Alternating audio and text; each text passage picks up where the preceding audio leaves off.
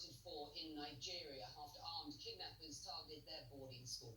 An audio message claiming to be from the leader of the terror group Boko Haram now says it was responsible for the abductions in northwest Nigeria. CNN cannot at present verify the authenticity of that message. Officials also believe, as I said, that this may be a kidnapping for ransom plot. Well, our next guest is a well-known activist who pioneered the Bring Back Our Girls campaign back in 2014. She tweeted, "For those who see every tragedy that befalls others as an opportunity to throw useless political stones at your fellow citizens for doing what all of us should have done when the Chibok girls were abducted, may God heal your conscience to care about victims. May God help you be human." The words of Bring Back Our Girls co-founder and former Nigerian lawmaker Oby Ezekwesili, who joins us now live from Abuja. And it's good to have you. I want to start with this news that we've been reporting today. Boko Haram claiming responsibility for the abduction of these some 300 boys. Are you surprised by that claim of responsibility?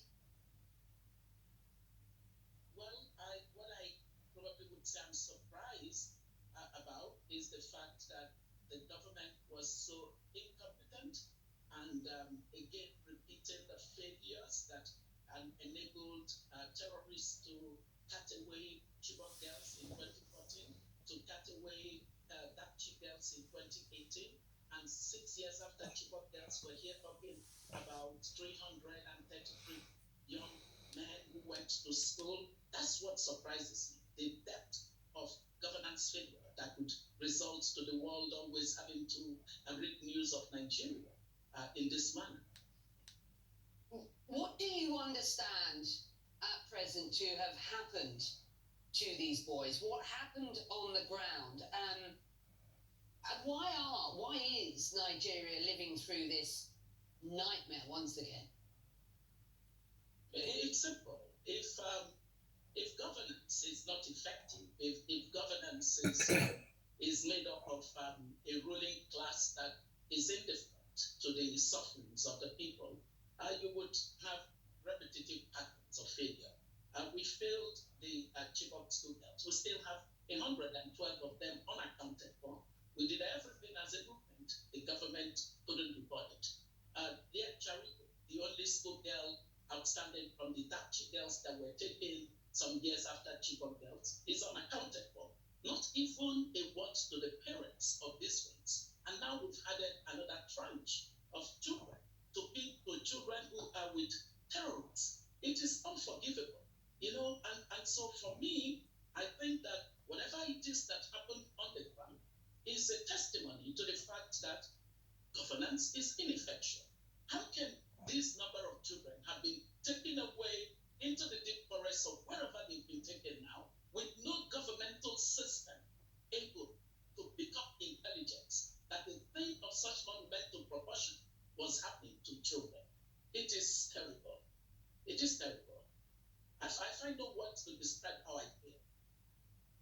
I want to ask you what you want or expect to see next from President Buhari. But just before I do that, at the beginning of this show, we played a voice recording from one of my producers narrating the words of one young boy who did remarkably escape from these abductors. Many, though, as we've reported, are still sadly missing. Let's just have our viewers have a listen to what one of the mothers of these boys had to say. Education is what they don't want the children to have. By God's willing, they will come back alive and continue their studies at home. No more boarding school again. And even the day schooling, if they don't want them to do, we will stop them completely. I will never talk to government because it has been 3 days now that they have been promising that our children will return home and sleep at home, but we don't see it happening. You yourself are a former education minister. Just how concerned are you at this point for the future of Nigeria's kids, for Nigeria's education system, when we witness incidents like this?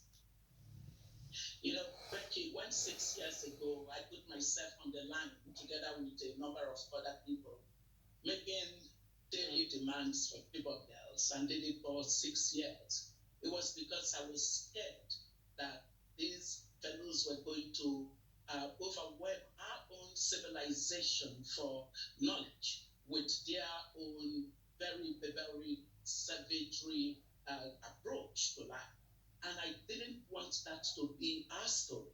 It is unfortunate that 6 years after, I'm listening to a mother say exactly the same thing that some of the mothers of Chibok girls said to us in those years. They would say, if I had known, I would not have allowed my girl to go to school. And as one who championed a girls' education in this country, it just broke my heart. And here we are. Here we are. I have said it to the Nigerian citizens that for as long as we permit this kind of irresponsible ruling class to continue with this pattern, well, we have given them the license to do so. Bad behavior that is not punished is bad behavior that is a good supply. We're being supplied this kind of repetitive pattern of failure of our children, in particular, because we seem not to care, really, as a society, that this abomination happens all the time amongst us.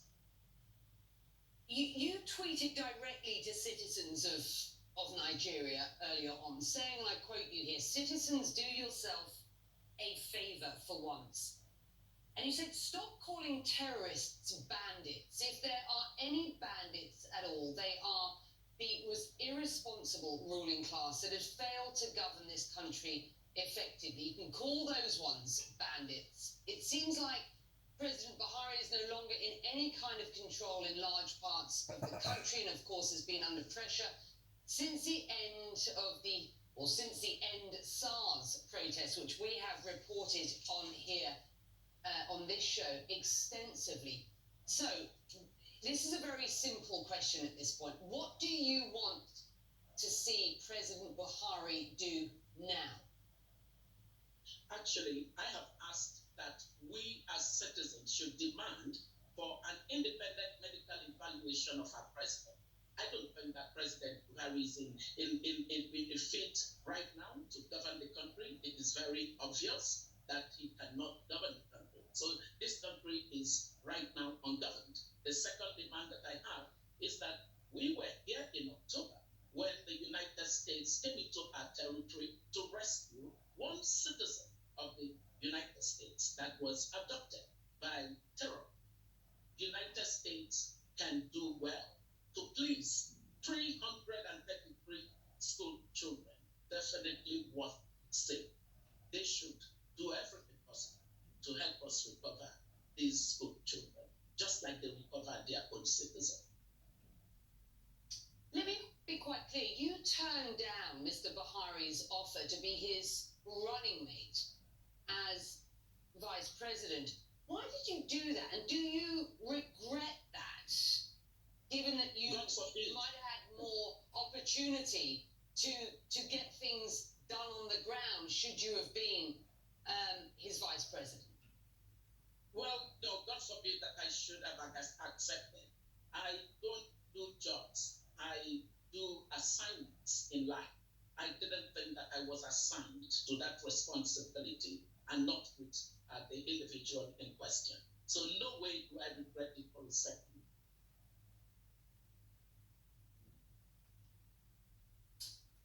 Let me just ask you this.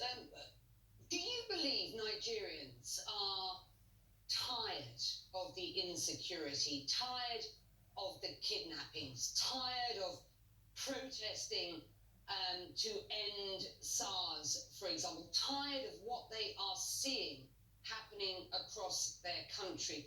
Whoever is responsible for these shocking acts. I think that Nigerians are tired, but I think that Nigerians are not tired. I think that what has happened is that we have internalized what is known as learned helplessness. That state of being where people begin to think that they really can't do anything about the situation that overwhelms them. And yet, this is the time when we should realize the immense power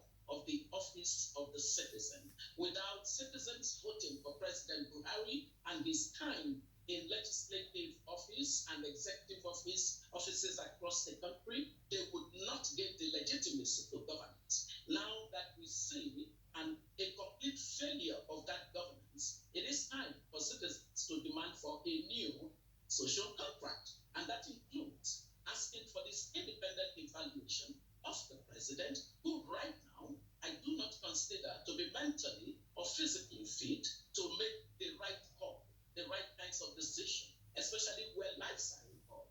In this country, we have watched the president give more priority to overseeing his personal cow than he gives to matters of death or abduction of citizens. Do you know that some of the parents are most angered by the fact that the president of Nigeria is in the same state as where their children were abducted? It is also the state that he's from, and the president hasn't even deemed it fit to even go and see those parents, to even speak to any of those parents. That's not normal. That's not normal, character of leadership.